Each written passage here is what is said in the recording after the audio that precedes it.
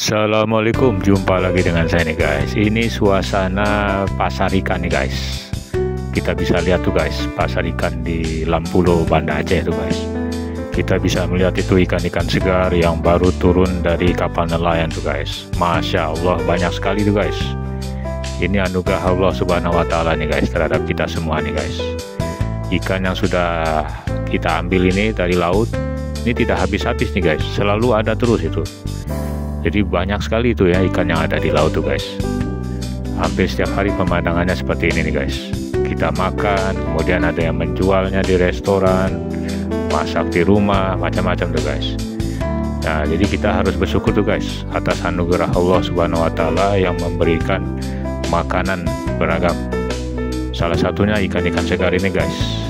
Nah, ini pemandangan pasar ikan Lampulo di Banda Aceh nih guys. Luar biasa nih guys. Nah, jadi kita harus bersyukur guys ya dengan segala sesuatu apa yang Allah Subhanahu wa Ta'ala berikan kepada kita semua. Begitu saja informasinya. Assalamualaikum.